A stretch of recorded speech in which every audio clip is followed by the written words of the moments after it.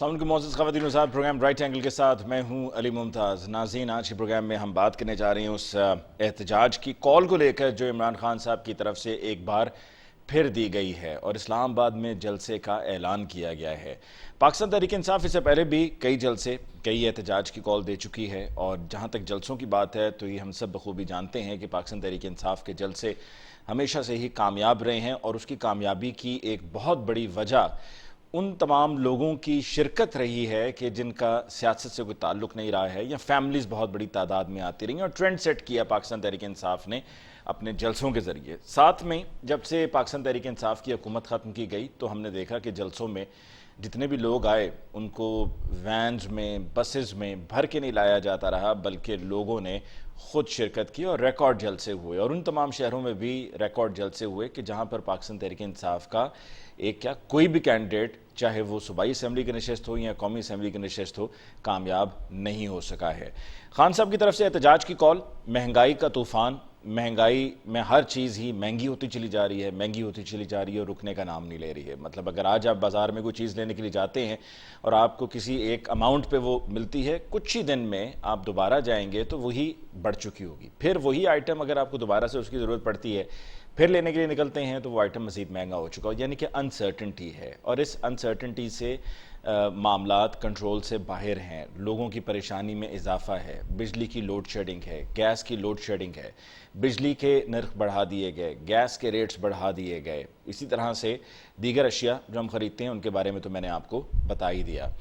سوال 9 اپریل سے لے کر اب تک یہی کہ یہ حکومت کیا اپنی مدت مکمل کرے گی، کیا یہ اپنی مدت مکمل کرنا چاہتی ہے، اور پھر اسی دوران ہم نے یہ فیڈرل بجٹ بھی دیکھا کہ جس فیڈرل بجٹ میں کچھ اعلانات ہوئے، اور ان تمام اعلانات کے جو فیڈرل بجٹ میں ہوئے ان کے امپلیمنٹ ہونے سے پہلے ہی کچھ مزید ترامیم سامنے آ گئیں، جو میں نے کل کے پروگرام میں بھی کہا کہ پہلے تو منی بجٹ کا ہوتا تھا اور کچھ ماہ کے بعد جا کر بات ہوتی تھی، جیسے نومبر دسمبر، لیکن اب کی بار تو ابھی وہ جو بجٹ اناؤنس ہوا ہے اس کو ابھی دن ہی کتنے ہوئے، مہینہ بھی پورا نہیں ہوا، ابھی اس نے امپلیمنٹ ہونا تھا وہی نہیں ہوا، اور یہ ہمیں چیزیں سامنے دیکھنے کو ملی ہیں جس میں سپر ٹیکس 10% سپر ٹیکس سامنے آیا ہے۔ کب تک یہ سلسلہ چلے گا؟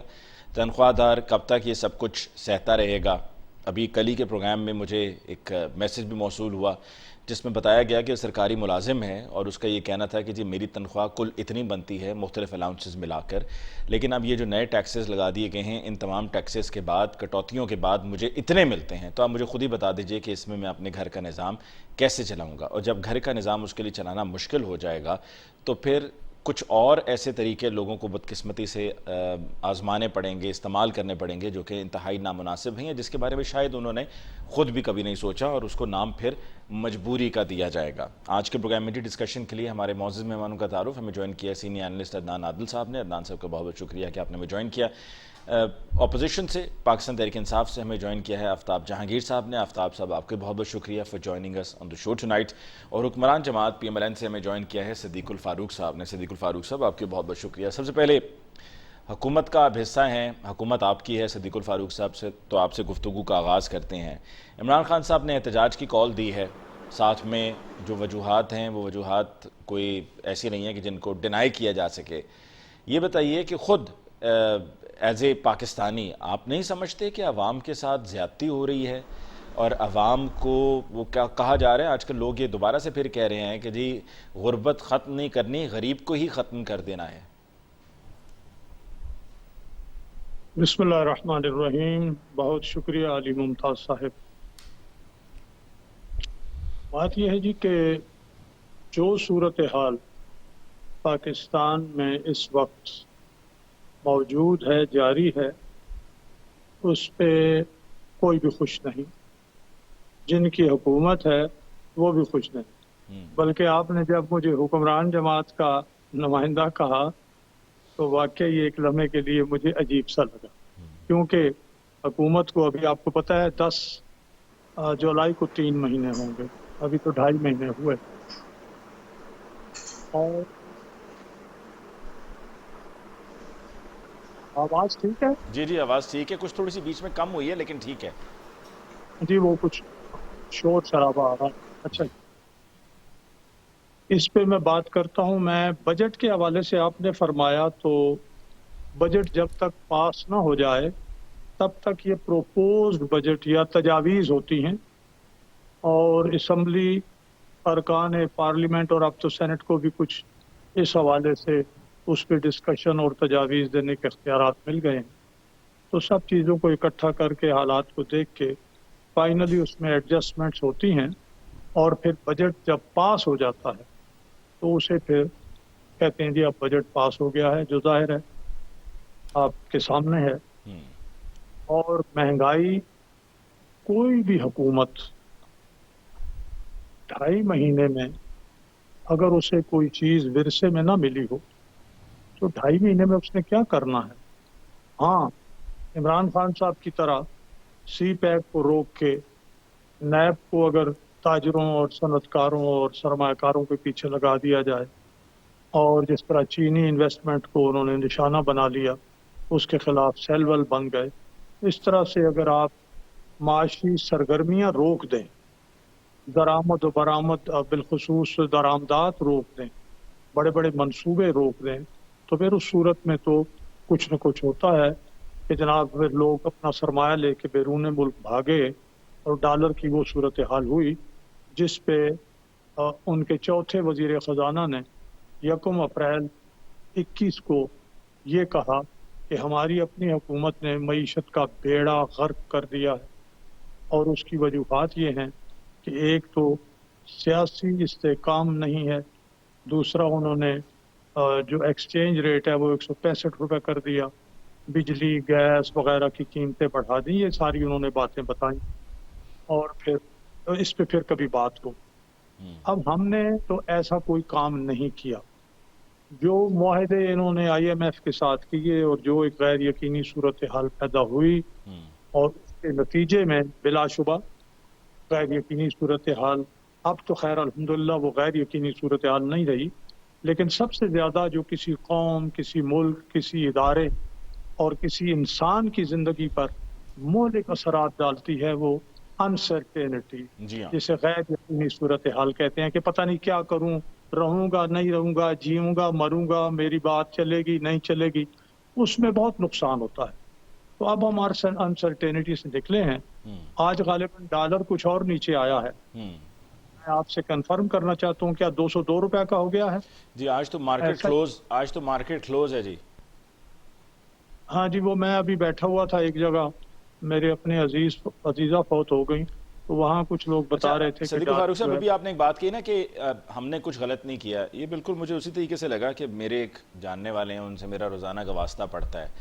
जब भी वो कोई गलती करते हैं मैं उनसे कहता हूँ आपने गलत किया है, तो वो आगे से ये कहते हैं जी ये हो गया वो हो गया, पर मेरा कोई कसूर नहीं है।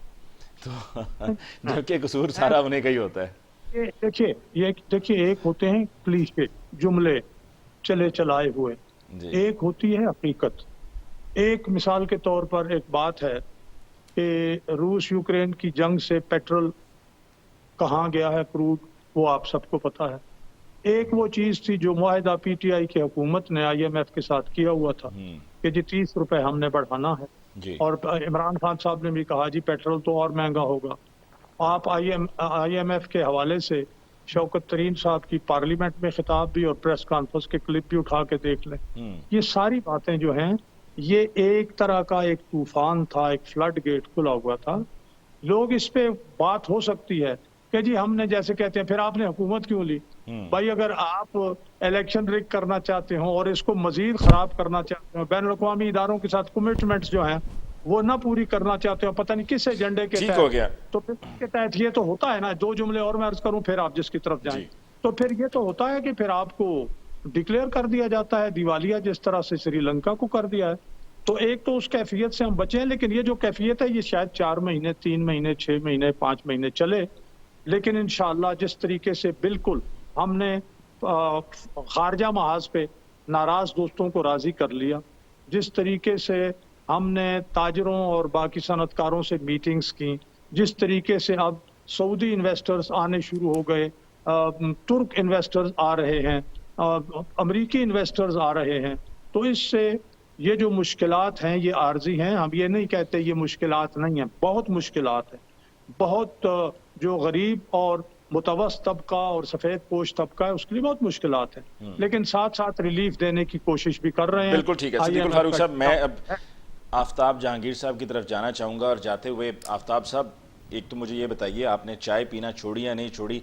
मैं तो रोज़ाना मतलब हफ्ते में 3 दिन प्रोग्राम करता हूँ और तीनों दिन मेरे पास ये चाय का कप होता है, मैं पी रहा होता हूँ। PMLN की गवर्नमेंट ने, एहसन इकबाल साहब ने लोगों को इतना इस चीज़ के ऊपर ज़रा वो घबरा गए लोग और परेशान हो गए कि अभी रमीज़ राजा साहब जो चेयरमैन PCB हैं वो प्रेस कॉन्फ्रेंस कर रहे थे और करते हुए उनके सामने कप था और उसमें वो पानी था, तो उसकी वजाहत उन्हें देना पड़ेगी कि मैं चाय नहीं पी रहा हूँ, ये इसमें आप देख लें, ये देख लें इसमें पानी है। अच्छा, बहुत शुक्रिया अली कि आपने अपने प्रोग्राम में मुझे मौका दिया। फिर सदीक भाई को मेरा सलाम और अदनान साहब को भी मेरा सलाम जो मेरे साथ शरीक गुफ्तगू हैं।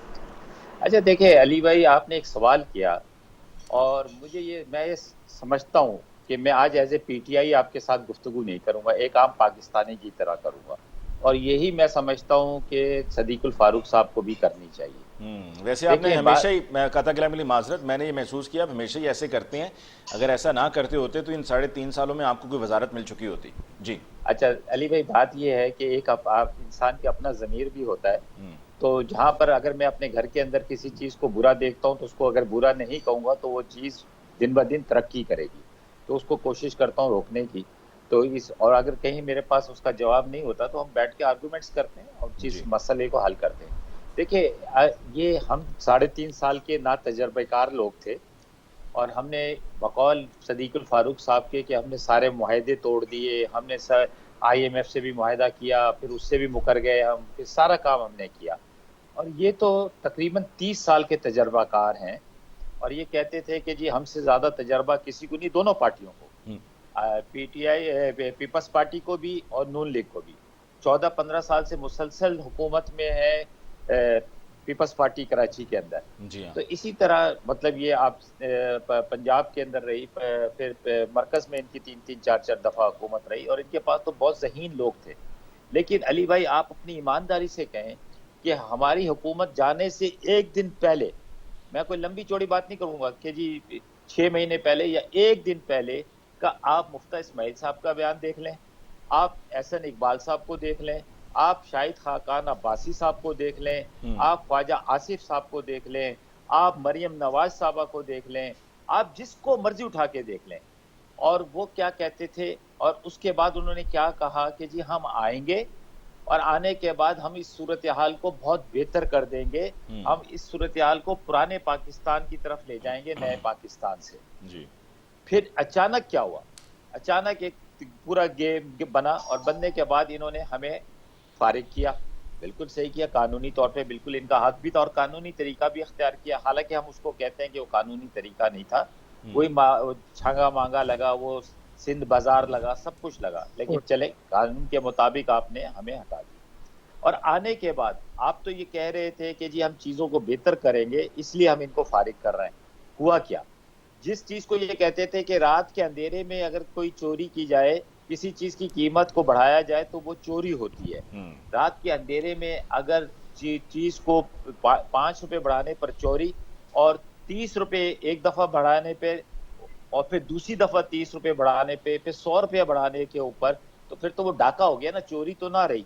वो तो छोटा चोर तो फिर भी माफ़ी के तलबगार, उसको कम सज़ा मिलेगी, लेकिन जो डाका डालता है उसको तो फिर बड़ी सज़ा मिलती है। उसके बाद ये कहते थे कि डॉलर की स्ट्रेंथ ये है। आने के बाद इनके सामने हमने अगर 165 पे छोड़ा, 180-82 पे छोड़ा, इन्होंने दिनों के अंदर उसको बढ़ाया। फिर ये आपकी वैसे एक सेकंड के लिए जरा आफ्ताब साहब, आपको अगर इतनी ही अवाम की फिक्र थी और आपको नज़र आ रहा था कि आप लोग बिल्कुल सही ट्रैक पर हैं और ये जो रिजीम चेंज है ये मुल्क के साथ, अवाम के साथ नाइंसाफ़ी होगी और उनके साथ ये सब आने वाले दिनों में होने वाला है, और अवाम की आपको इतनी ही फिक्र थी, तो फिर अपनी अना को मार के ये रजीम चेंज होने से पहले कुछ ऐसा कर लेते कि ये हुकूमत ना जाती, आपकी हुकूमत ही कंटिन्यू करती? नहीं, आप बिल्कुल अली भाई, आपकी बात सही है, लेकिन हम ये समझते हैं, ये आपने जो सूरत हाल बताई ना, हम ये समझते हैं कि ऐसी सूरत हाल नहीं थी। हम चीज़ों की बेहतरी की तरफ लेके जा रहे थे, हमने हालात बेहतर हो रहे थे और इन्हें ये खौफ था, ऑपोजिशन को ये खौफ था, जिसकी वो निशानदेही आपके सामने जो है उन्होंने भी की थी कि एक प्रोग्राम के अंदर बैठकर, तलत हुसैन के प्रोग्राम में बैठकर की थी गुलाम दस्तगीर साहब ने, کہ جی اگر ہم نے عمران خان کو چلنے دیا تو اگلے 15 سال بھی یہی رہے گا، سمجھے نا. تو اب ان کو یہ خوف تھا جس کی بنیاد پر انہوں نے کہا کہ ابھی کچھ بھی ہو جائے ہمیں ہر صورت میں اس سے جان چھڑانی ہے پی ٹی آئی سے، تاکہ ہم اپنے آپ کو سروائیو کر سکیں. اچھا اب یہ جب آئے تو ہم کہتے ہیں کوئی بات نہیں، آپ آ گئے، آپ نے سب کچھ کر لیا. آپ کا نعرہ تو یہ تھا کہ جی ہم چاہتے ہیں کہ فیئر الیکشن. اب آپ نے جو قانون سازی بھی کرنی تھی وہ بھی کر لی آپ نے، کیونکہ آصف علی زرداری صاحب یہ کہتے تھے کہ ہم نے الیکشن میں جانا ہے، کچھ ضروری قانون سازی ہے جو انہوں نے وہ کرنی ہے. اب وہ قانون سازی بھی کر لی تو آپ عوام کی عدالت میں چلے جائیں اور پھر 5 سال کا مینڈیٹ لے کر آئیں اور پھر کہیں کہ دیکھیں جی عوام نے ہمیں منتخب کیا ہے، ہم 5 سال کے لیے آئے ہیں اور ہم 5 سال کے اندر چیزوں کو بہتر کریں گے. لیکن میں یہ سمجھتا ہوں کہ انہیں معلوم ہے کہ یہ اب تو بعض چینلز کے اوپر بیٹھ کر یہ کہتے ہیں، میرے ساتھ ہی ایک دفعہ ایک پروگرام میں ان کے ساتھ ہی بیٹھے تھے، کہتے ہیں ہم 2023 میں نہیں، ہم 2024 ایک سال کا اور جو ہمارے پاس آئینی گنجائش ہے اس کو بھی ہم استعمال کریں گے، تاکہ ہم بھی اتنا ہی پیریڈ استعمال کریں جتنا کہ پی ٹی آئی نے کیا ہے. تو یہ صورتحال کے اندر آپ میرے سے زیادہ بہتر جانتے ہیں کہ آپ کی کیمرے کی نگاہ جو ہے نا ہر گلی کے اندر پہنچتی ہے، آپ کے لوگ ہیں، آپ کے نمائندے ہیں، آپ کے صحافی ہیں. آپ لوگوں سے پوچھ لیں لوگ کیا کہیں گے. اگر لوگ یہ کہتے ہیں کہ جی بہت اچھا کیا انہوں نے پی ٹی آئی کی حکومت کو گھر بھیج کر، مجھے معلوم ہے، دیکھیں وہ جو پلس ہے نا وہ ہم تک پہنچتی ہے، آپ نے بالکل ٹھیک کہا. اور کہیں پر کوئی بھی یہ نہیں کہہ رہا ہے کہ جو گورنمنٹ کر رہی ہے وہ ٹھیک کر رہی ہے، سب گورنمنٹ کو برا بلا ہی کہہ رہے ہیں. اور پی ٹی آئی کی ابھی گڈی جو ہے وہ چڑھی ہوئی ہے صرف اسی وجہ سے کہ گورنمنٹ نے جو اب تک کیا ہے 2.5 ماہ کے عرصے میں یہ کوئی عوام دوست فیصلے نہیں تھے. اور گورنمنٹ یہ کہتی ہے ہم مجبوری میں کر رہے ہیں، ورنہ ہمیں بھی پتہ ہے ہم نے بھی لوگوں میں جا کے ووٹ لینے اور دوبارہ سے منتخب ہونا ہے. عدنان صاحب، نالائکی کی باتیں ہوتی ہیں. 3.5 سال پی ٹی آئی کو بار بار کہا گیا نالائق ہیں، نکمے ہیں، کام نہیں آتا، تجربہ نہیں ہے، تباہ کر کے رکھ دیا، یہ کر دیا وہ کر دیا. اب یہ پچھلے 2.5 مہینے سے ہم پھر نالائکی کی کا یہ راگ سن رہے ہیں.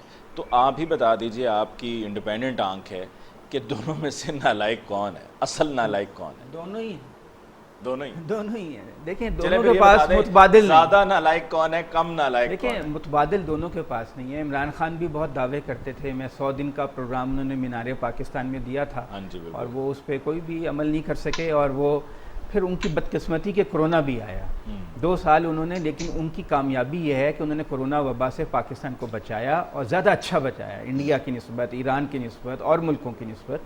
تو یہ عمران خان کو کریڈٹ جاتا ہے. لیکن بات یہ ہے کہ ان کے پاس کوئی متبادل معاشی پلان نہیں تھا اور ان کے پاس بھی نہیں ہے. یہ بھی عوام سے جھوٹ بول رہے تھے، پروپیگنڈا کر رہے تھے، لانگ مارچ کر رہے تھے مہنگائی کی. جب آئے تو انہوں نے انہی پالیسیز کو اپنایا.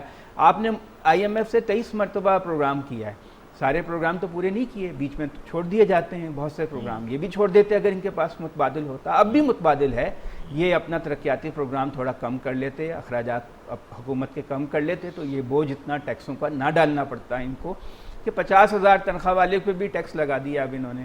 اس بیچارے کی تو گھر کا اخراجات ہی پورے نہیں ہوتے. جی بالکل. اب تو غریب آدمی کو دال سبزی کھانے کے لیے بھی 1000 روپے کا روز نوٹ چاہیے جس کے گھر 5-6 لوگ ہیں. لیکن یہ سب کرنے کے بعد بھی نا عدنان صاحب ہونا یہ ہے کہ جب بجٹ پیش ہونا ہے نا اگلا، تو ایک بار پھر خسارے کا بجٹ ہوگا.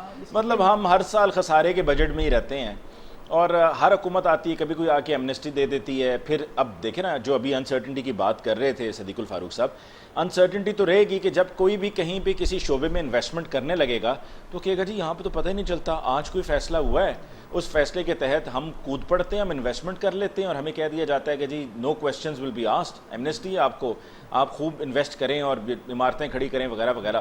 اور پھر ایک دم سے جو ہے وہ کوئی رد و بدل ہوتا ہے حکومت کا، چاہے ہو یا فیصلوں میں رد و بدل ہو، اور کہہ دیا جاتا ہے جی بتاؤ سارا کھاتا نکالو، سارے حساب نکالو، اور پھر نئے ٹیکسز لگا دیے جاتے ہیں. تو ایک وہ جو بزنس پلان ہوتا ہے وہ سارا تباہ ہو جاتا ہے وہاں پر. دیکھیے جی ڈیکیڈنٹ سوسائٹی ہے ہماری، ایک زوال پذیر معاشرہ ہے. اور آپ دیکھیے چین نے ابھی کانفرنس کی ہے جس میں انہوں نے اپنے ساتھیوں کو، ساتھی ملکوں کو بلایا، پاکستان کو نہیں بلایا. کوئی ہم پہ ٹرسٹ ہی نہیں کرتا. انہیں پتہ ہے کہ پاکستان کی پالیسی اسٹیبلشمنٹ کی کسی وقت بھی بدل سکتی ہے. صرف سیاسی پارٹیاں نہیں ہیں نا ہمارے یہاں، تو بڑے بڑے فیصلے ریاستی ادارے کرتے ہیں. شہباز شریف صاحب تو چائنا کے بارے میں تو بڑے اچھے ان کے کلمات رہے ہیں. جب نواز شریف صاحب پرائم منسٹر تھے، شہباز شریف صاحب بھی چائنا گئے تو جاتے ہوئے شہباز شریف صاحب نے کہا کہ ہماری پاک چین دوستی sweeter than honey, deeper than the oceans, higher than the ہمالائز.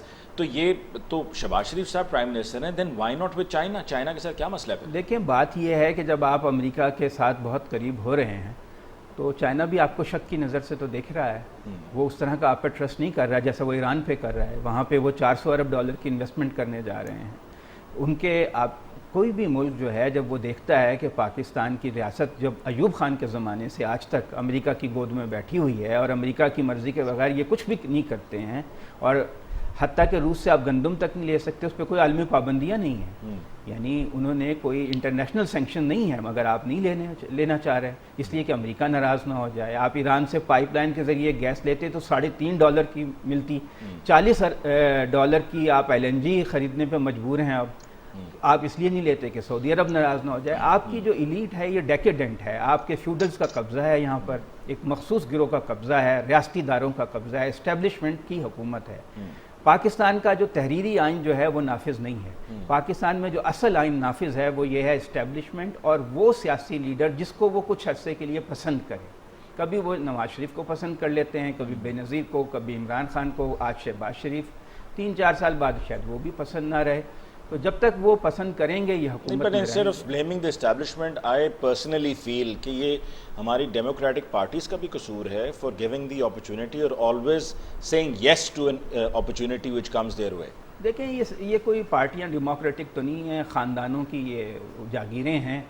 اگر آپ نواز شریف کے خلاف بات کریں، آج صدیق فاروق کر کے دیکھیں ان کو پارٹی میں کیا ان کی حالت ہوگی، یا آفتاب جہانگیر عمران خان کے خلاف کوئی بات کر کے دیکھیں. یہ تو شخصیات کے گرد گھومنے والے کلب ہیں، فینس کلب ہیں. نہیں ابھی کھل کے کریں گے صدیق ٹرائبل سوسائٹی ہے. علی بھائی آپ میرے بارے میں تو بتا دیں عدنان بھائی کو. نہیں ذرا کریں گے، ابھی ایک سیشن کرتے ہیں اسی کا، کھل کے کریں گے. اب دونوں کو موقع دیں گے. عدنان صاحب نے بڑی زبردست بات کی. میرے خیال میں دیکھیں یہ پاکستان کا جو معاشرہ ہے قبائلی جاگیردارانہ معاشرہ ہے. یہاں پہ اب پہلی مرتبہ ایک مڈل کلاس اپنے آپ کو اسرٹ کر رہی ہے سوشل میڈیا کے ذریعے، اور وہ آپ اس کے اثرات بھی دیکھ رہے ہیں. اس میں ٹائم لگے گا لیکن اس وقت پاکستان کی حالت اچھی نہیں ہے. بڑی دیر سے عدنان سے مجھے وقفے کے لیے کہا جا رہا ہے، لیکن آپ سے میں نے شروع کیا تھا اس سوال سے کہ نالائق زیادہ کون ہے.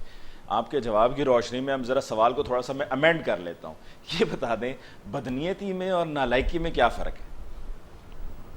یہ تو کہنا بڑا مشکل ہے، لیکن بات یہ ہے کہ دھوکہ یہ سبھی دیتے ہیں. سب سیاستدان کہتے کچھ ہیں کرتے کچھ ہیں. سازش اور مداخلت میں کیا فرق ہے؟ اچھا یہ تو آپ لوگوں کا بیانیہ ہے نا، اس پہ آپ چونچے لڑاتے رہتے ہیں، قوم کو بیوقوف بنایا ہوا ہے سب نے مل کر. بات یہ ہے کہ آپ کے پاس بھی کوئی پالیسی نہیں تھی اور ان کے پاس بھی کوئی پالیسی نہیں ہے. عوام کو الو بنایا ہوا ہے. ساری عوام 23 کروڑ اس میں سے آدھے غریب ہیں، اپنی بقا کی جنگ لڑ رہے ہیں. ان بیچاروں کے پاس تو ایک وقت کا کھانا بھی نہیں ہے. اس وقت جو حالات ہیں ایک وقت کا کھانا بھی آدھی پاکستان کی آبادی افورڈ نہیں کر سکتی ہے. اور باقی جو سفید پوش لوگ ہیں وہ اب پہلے تو کار والا مشکل میں تھا، اب موٹر سائیکل والا بھی مشکل میں. 68 روپے انہوں نے بڑھا دیا ہے. بجلی میں 8 روپے یہ بڑھانے جا رہے ہیں جولائی اگست اور اس میں 3 مرحلوں میں. تو یہ تو انہوں نے سفید پوش طبقے کو کرش کر کے رکھ دیا. ایک بریک لیتے ہیں. اور ابھی آپ نے جو بات کی نا کہ پہلے صرف گاڑی والا پریشان تھا، موٹر سائیکل والا بھی پریشان ہے.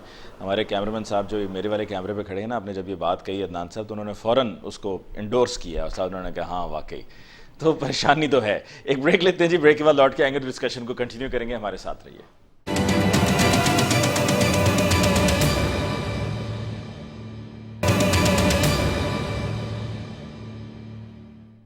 Welcome back after break. جی ڈسکشن کو آگے بڑھاتے ہیں. صدیق الفاروق صاحب، ابھی عدنان صاحب نے بات کہی کہ جی نواز شریف صاحب ہوں یا عمران خان صاحب ہوں، آپ میں سے کسی میں بالکل بھی ہمت نہیں ہے، ذرا سی بھی ہمت نہیں ہے کہ آپ لیڈرشپ کے خلاف اگر کہیں پر کوئی آپ کو ایسی بات نظر آتی ہے جو آپ سمجھتے ہیں کہ ٹھیک نہیں ہے، آپ اس کی مخالفت کر سکیں. آپ پارٹیوں کے خلاف بیان بازی جو ہے وہ پبلکلی کریں، یہ تو پارٹی ڈسپلن کی خلاف ورزی ہے. لیکن جب میٹنگ ہوتی اس کے بعد اپنی تجاویز دینا تو بالکل ٹھیک ہے. جہاں تک خاندانوں کا تعلق ہے تو اگر ان خاندانوں کو یا ایک بھائی کے بعد دوسرا بھائی یا باپ کے بعد بیٹا یا بیٹی اگر اس کو عوام نہ ووٹ دیں، عوام کہیں ہم نہیں دیتے بھائی ووٹ، آپ کیا یہ مسئلہ ہے باپ کے بعد جو ہے وہ بیٹا، تو پھر تو وہ ان کی لیڈرشپ تو اسٹیبلش نہیں ہو سکتی نا. وہ انڈیا ہو، سری لنکا ہو، بنگلہ دیش ہو، بنگلہ دیش میں دیکھ لیں اور بہت سی جگہ یہ اس طرح کے معاملات چل رہے ہیں. اس وقت تک چلیں گے جب تک عوام ہی انکار کر دیں کہ صدیق الفاروق آپ تو تھے پارٹی کے سربراہ، اب آپ کے بیٹے کو ہم نے ووٹ نہیں دینا، کوئی اور بندہ اگر ہوگا تو ہم کریں گے. یہ تو اب وقت ہے جب تک عوام ہی اس کو تسلیم کریں گے ہم کون ہوتے ہیں یہ کہنے والے. دوسری بات جو میں آپ سے عرض کروں گا، عدنان عادل صاحب نے بہت اچھی باتیں کی. حقائق سامنے رکھے ہیں. ہمارا واقعی گھر درست نہیں. اسٹیبلشمنٹ رہی، جو کچھ کیا اسٹیبلشمنٹ نے سیاستدانوں کو سپیس نہیں دی. سیاستدان کچھ اسرٹ کرنے کی کوشش کرے تو آپ کو پتا ہے لیاقت علی صاحب کو شہید کر دیا گیا، ذوالفقار علی بھٹو کو پھانسی دے دی گئی، نواز شریف کو باہر بھیج دیا گیا، پھر اقامہ نکال لیا گیا، وغیرہ وغیرہ. سپیس نہیں دی جاتی. لیکن بہرحال خیر، میں اب احسن اقبال صاحب کی بات پہ آتا ہوں.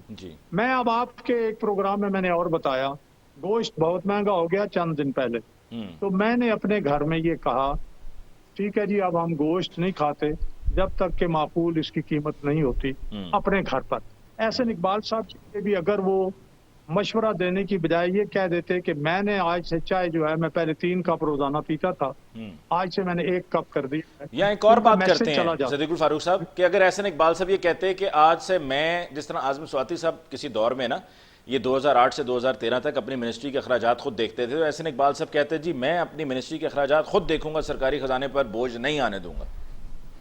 میں نے گزارش کی ہے نا کہ وہ یہ کہہ دیتے کہ میں نے آج سے یا کل سے جو میں 3 کپ چائے پیتا تھا، ایک صبح، ایک 2-3 بجے، ایک شام کو 5-6 بجے، میں نے 1 کپ کر دیا ہے، تو میسج پہنچ جاتا، تنقید نہ ہوتی.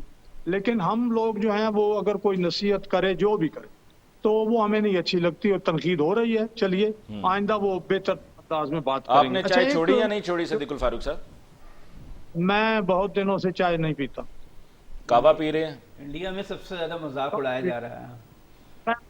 میں بتاؤں آپ کو، قہوہ بھی نہیں پی رہا، چائے بھی نہیں پی رہا، بس پانی پیتا ہوں. لسی پر آگے میں سنا تھا، یہ کہیں پر کوئی پڑھا تھا میں نے کہ کہا جا رہا ہے کہ یونیورسٹی میں طلبہ سے کہیں کہ چائے چھوڑیں، لسی اور ستو پئیں. وہ اور چیز ہے، وہ تو گرمی میں آپ کو پتا ہے. اور ستو تو رسول اللہ صلی اللہ علیہ وسلم کی آپ بھی کھایا کرتے تھے. اور دودھ کی جو کچی لسی ہے، دودھ میں پانی ڈال کے، وہ بھی آپ صلی اللہ علیہ وسلم پیا کرتے تھے. تو یہ گرمیوں میں تو لسی پینا، اور ویسے بھی اگر کوئی لسی جیسے چاٹی کی لسی کہتے ہیں مکھن اترنے کے بعد وہ پیئیں تو اس میں تو کیلشیم اور بڑا فائدہ ہے صحت کے لیے. اب میں آتا ہوں اس بات پر جو انہوں نے تجربہ کی بات کی. ہم نے دعویٰ کیا تھا کہ ہم تجربہ کار ہیں. ان کے اپنے وزیر شوکت ترین نے جو تھے، انہوں نے آج سے 6 ہفتے پہلے کہا حکومت ختم ہونے کے بعد کہ عمران خان کے پاس کوئی سیاسی پروگرام نہیں تھا. میں یہ عرض کروں گا کہ تجربہ کار ہم تھے بھی اور ہیں بھی. اگرچہ پی ٹی آئی بھی 9 سال سے کے پی کے میں برسر اقتدار ہے، تجربہ کار ہم تھے، ہم ہیں. لیکن اگر بہت تجربہ کار ڈاکٹر بھی ہو اور ایکسیڈنٹڈ مریض لایا جائے جس کی ٹانگیں ٹوٹی ہوئی ہوں تو سرجری بھی کرنی پڑے گی. اور وہ جی صدیق الفاروق صاحب فریز ہو گیا. جی صدیق الفاروق صاحب سے ابھی بات ہو رہی تھی، ویڈیو ان کی یہ جو سرجری ہو رہی ہے، ہم اس پہ کوئی خوش نہیں ہے، لیکن سرجری تو کرنی پڑے گی بھائی. اور اگر یہ سارا کچھ کرنے کے اور آئی ایم ایف کی ڈکٹیشن لینے کے اور پھر اس کے بعد جو ایک میسج جائے گا کہ آئی ایم ایف کا پروگرام آ جائے گا، ہوگا تو کیا 1 بلین یا اس سے کم ہوگا، لیکن پوری دنیا میں میسج آئے گا کہ ٹھیک ہے یہ گورنمنٹ جو ہے اس نے اگر ایک معاہدہ کیا ہے تو انہوں نے پورا کر دیا ہے. وہ پھر باقی بھی آپ کے دوست جو ہیں آپ کے ساتھ تعاون کریں گے. یعنی کہ ملک کا آپریشن کر رہی ہے گورنمنٹ، ملک کا آپریشن ہو رہا ہے. اور سرجن جو ہے وہ شہباز شریف ایکسیڈنٹ مریض آپ نے دیا ہے اس کو ٹھیک کرنا، اور یہ ایکسیڈنٹ کیا ہے عمران خان صاحب نے. یہ خود بھی تو $7 ارب چھوڑ کے گئے تھے، عمران خان تو $16 ارب چھوڑ کے گئے تھے. تو اپنا بھی تو ایکسیڈنٹڈ مریض بتائیں نا آپ. اب میں آپ سے درخواست کروں گا آفتاب جہانگیر صاحب اگر مداخلت نہ کریں اپنی باری نہیں، آفتاب جہانگیر صاحب نہیں، عدنان عادل صاحب نے بات کی.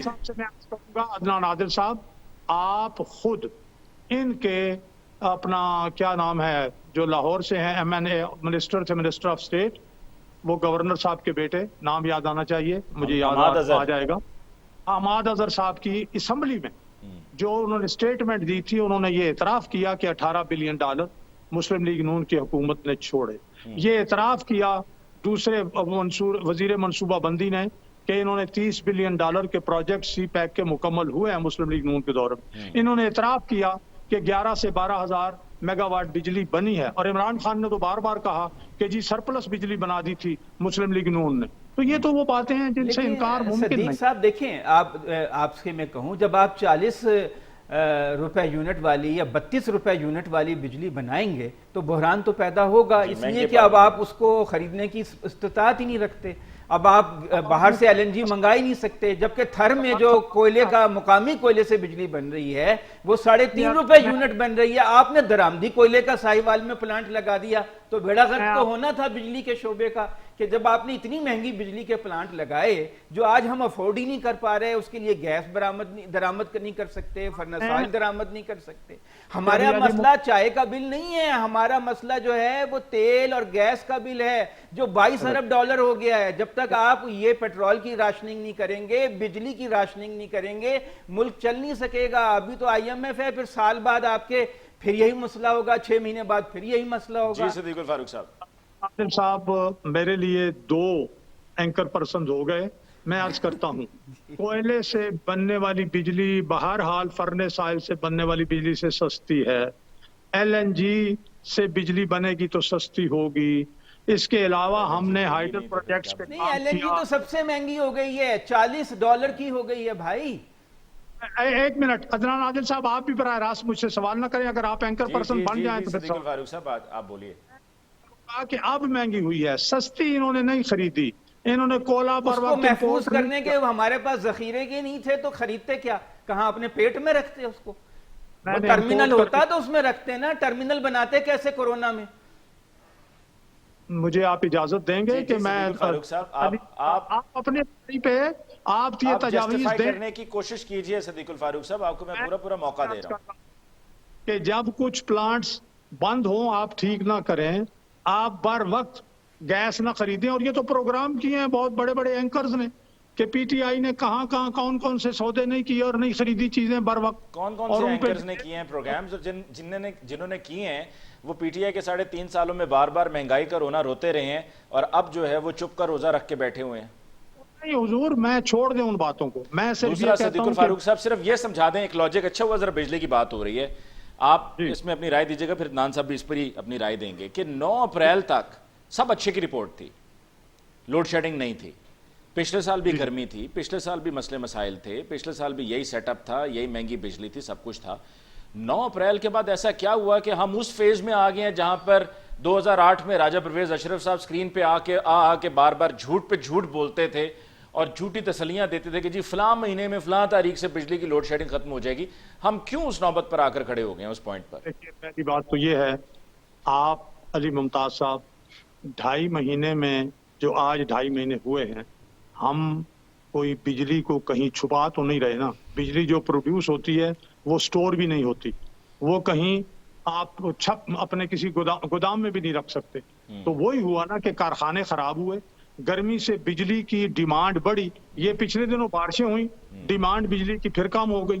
اب جو ڈیمانڈ بڑھی، دریاؤں میں پانی بھی جو ہے وہ کم ہو گیا.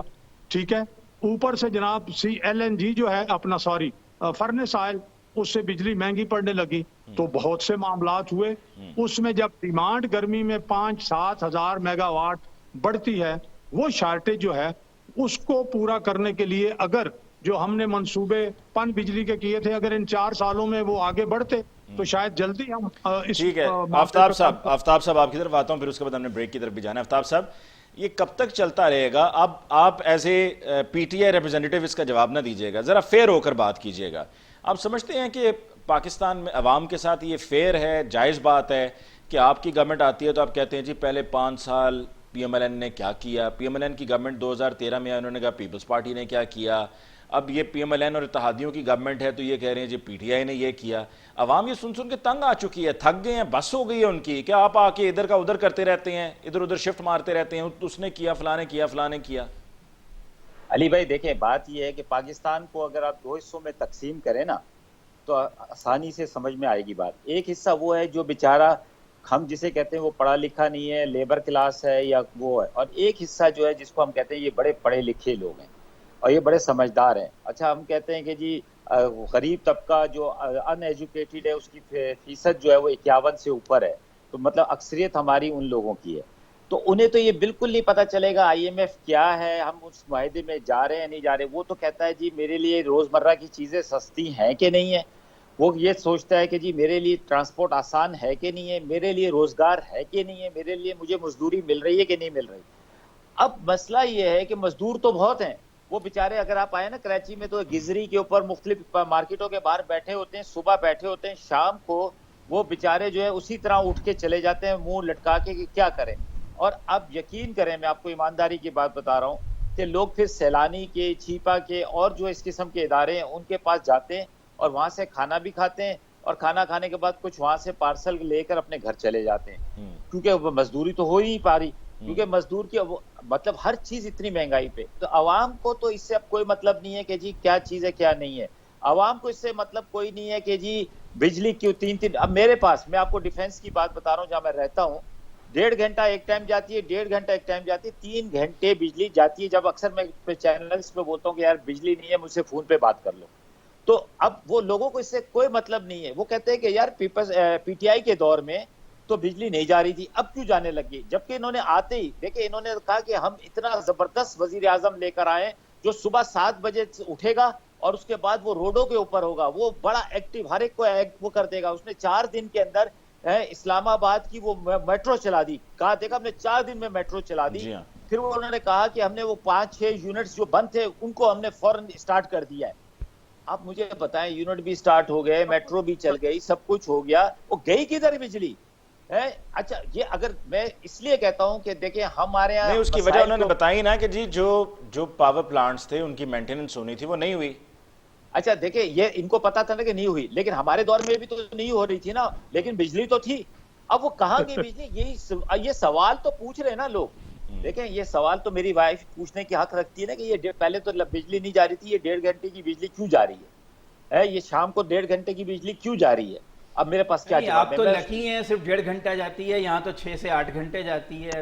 نہیں 6 کے 3 گھنٹے ہو گئے نا. وہ ڈیفنس کی بات کرو جہاں پہ 100% بلنگ ہوتی ہے, کے الیکٹرک والے کہتے ہیں جہاں پر 100% بلنگ ہوتی ہے ہم وہاں پہ لوڈ شیڈنگ نہیں کرتے. میرے جو دوسرے علاقے جو میری کانسٹیٹوئنسی ہے وہاں پر تو 8-8 گھنٹے بجلی نہیں ہے, 8-8 گھنٹے بجلی نہیں ہے. تو اس لیے میں یہ کہتا ہوں کہ دیکھیں عوام اصل میں ہونا کیا چاہیے. علی بھائی ہمیں تھوڑی سی لاجک بات کرنی چاہیے کہ آج تک ہمارے ملک کے اندر جو ہے کوئی مینوفیسٹو کے اوپر الیکشن نہیں ہوتا کہ بھائی میرا یہ منشور ہے, میں اس منشور کے تحت آیا ہوں اور 5 سال میں عوام دیکھے گی میں نے اپنے منشور پہ کتنا عمل کیا کتنا نہیں کیا, وہ پھر ووٹ دے گی. دنیا میں اسی طرح ہوتا ہے, ہمارے یہاں نہیں ہوتا. ہمارے یہاں کیا کرتے ہیں کہ مسائل کے اوپر گفتگو کرتے ہیں. ہم ہر ایک کو, ہر نیا آدمی جو ہے نا ایک نیا نعرہ لاتا ہے, کہتا ہے میں آؤں گا میں تمہارے لیے دودھ کی ندیاں بہا دوں گا. ٹھیک ہو گیا آفتاب صاحب, ایک وقفہ لینا ہے جی ہمیں. we've got to take a short break جی, بریک کے بعد واپس لوٹ کے آئیں گے تو ڈسکشن کو کنٹینیو کریں گے. ہمارے ساتھ رہیے.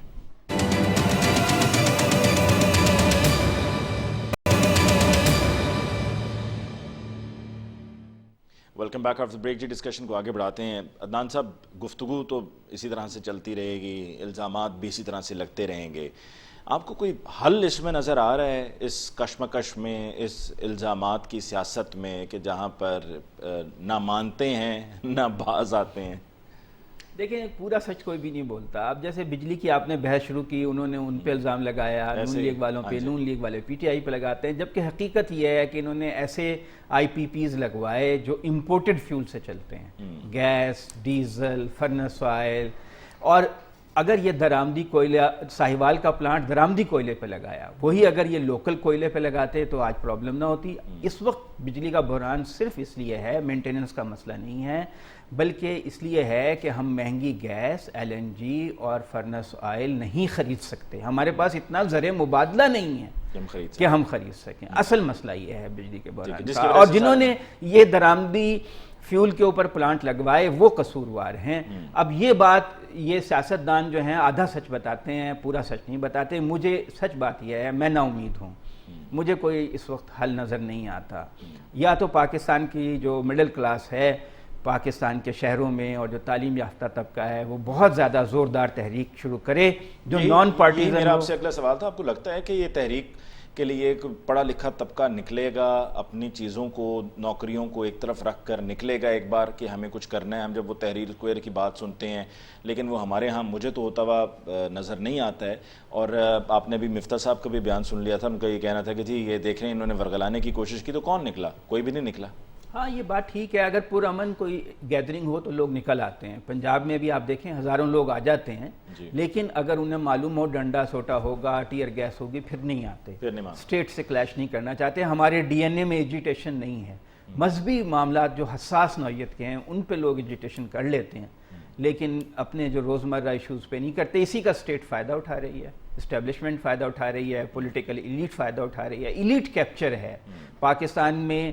اسٹیبلشمنٹ کی لیڈرشپ، بڑے جاگیردار، بڑے قبائلی سردار، انہوں نے اسٹیٹ کو کیپچر کیا ہوا ہے. اعلیٰ سرکاری افسران آپ دیکھیں 1000 میگا واٹ بجلی تو ان کے لیے ڈیڈیکیٹڈ ہے، ان کے ہاں لوڈ شیڈنگ نہیں ہوتی، جس میں ججز بھی شامل ہیں اور وی آئی پیز شامل ہیں.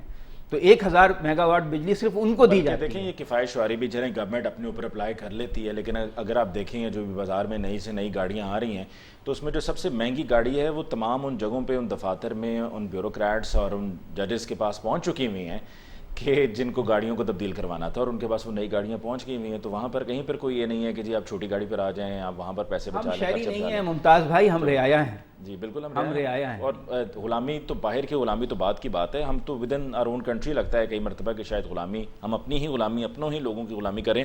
صدیق الفاروق صاحب جاتے جاتے صرف یہ بتا دیجئے، یہ جو ٹیکسز لگے ہیں تنخواہ دار طبقے پہ، اس پہ کوئی نظر ثانی ہوگی یا یہ ہتھوڑا چل گیا ہے سو چل گیا ہے؟ میں جلدی سے 2-3 باتیں کر لوں. ایک تو جو کیفیت ہے اس میں مختلف طبقات اگر اسی طرح کوئی ایکسپلائٹ کرتے رہیں اس ملک میں تو زیادہ تو پھر یہ سلسلہ نہیں چل سکتا. دوسری بات یہ ہے جو عدنان عادل صاحب نے فرمایا کہ کوئی مڈل کلاس بہت زور کی تحریک فرض کریں تحریک چلاتی ہے، تحریک 6 مہینے سال لے جاتی ہے، تو اس میں ملک کا کیا ہوگا؟ یہ بھی دیکھ لیں کہ اگر 6 مہینے سال کے بعد فرض کریں کوئی تحریک کامیاب ہوتی ہے، ملک کیا کرے گا؟ ڈیفالٹ کر جائے گا. اگر ڈیفالٹ کرے گا تو پھر کیا ہوگا؟ ملک کے ساتھ حشر کیا ہوگا؟ ہاں میں یہ عرض کرتا ہوں کہ اس صورتحال جو آپ نے کہا ہے، ٹیکس جو لگے ہیں اس پہ شاید کچھ طبقات سے مزید بیٹھ کے بات کی جائے. جو ڈرافٹ بجٹ کا پیش کیا گیا تھا سوچ سمجھ کے کیا گیا تھا، IMF کے ڈنڈے کی وجہ سے یہ باتیں کرنی پڑیں. میرا یہ خیال ہے کہ 4 مہینے سے 6 مہینے میکسیمم، میری سوچ کے مطابق، میں بھی مڈل کلاس سے تھوڑا کم، لوور مڈل کلاس سے اوپر مڈل کلاس سے کم میری جو معیشت ہے وہ یہی ہے. تو میں یہ سمجھتا ہوں کہ شاید ہم تھوڑا سا تعاون کریں، برداشت کریں. تو جس 4 سے طریقے 6 مہینے میرا یہی خیال ہے کہ ہم بہت جو زیادہ گمبھیر صورتحال ہے اس سے انشاءاللہ العزیز وہ 4 نکل سے 6 مہینے کے بعد بھی کوئی نیا جو ہے وہ فارمولا پیش کر دیا جائے گا اور نئی وجوہات کا ایک پنڈورا باکس کھول دیا جائے گا. کہ ماضی ہمارا اس طرح سے 4 سے 6 مہینے میں آپ کو نظر آ رہا ہے؟ ذرا کوئکلی بتائیے گا، پروگرام کو مجھے کلوز کرنا ہے. 4 سے 6 مہینے میں آپ کو مسئلہ حل ہوتا ہوا نظر آ رہا ہے؟ وہ جو لوگ ہیں نا جن کی یہ ڈیمانڈ ہے کہ وہ چائے کا، جن کو کہا گیا ہے چائے کم پینے کی، وہ قوم ہی نہیں رہے گی. چلیں پروگرام کو ہمیں کلوز کرنا ہے آفتاب صاحب، لیکن یہ ہے کہ آپ لسی پئیں اور ستو بھی. لسی بھی شوق سے پیتا ہوں، ستو بھی پیتا ہوں، اور چائے میٹھی ذرا زیادہ پینا شروع کر دیں، لسی بھی ستو بھی. ویسے بھی PTI والوں کا خون گرم ہے، ذرا ٹھنڈے رہیں تھوڑا سا. آج تو میں ٹھنڈا رہا ہوں علی بھائی. جی بالکل. صدیق الفاروق صاحب کا بھی خون جو ہے وہ ذرا گرم ہے. آج مجھے لگتا ہے کہ وہ واقعی میں لسی اور ستو پی رہے ہیں. انہوں نے خود بھی کہا ہے کیونکہ آج انہوں نے ٹھنڈی گفتگو کی ہے، ورنہ وہ بھی عموماً جو ہے نا، اصل میں آپ 2 اینکر بیٹھے ہوئے تھے نا. چلیں بہت بہت شکریہ جی صدیق الفاروق صاحب آپ کا، آفتاب صاحب آپ کا، عدنان صاحب آپ کو بہت بہت شکریہ. ناظرین اس کے ساتھ ہی آج کے پروگرام کا وقت ختم ہوا چاہتا ہے. گرمی کا موسم ہے تو اس میں کوئی حرج نہیں کہ اگر لسی اور ستو پی لیے جائیں. مجھے علی ممتاز کو دیجیے اجازت. اللہ نے کے مان.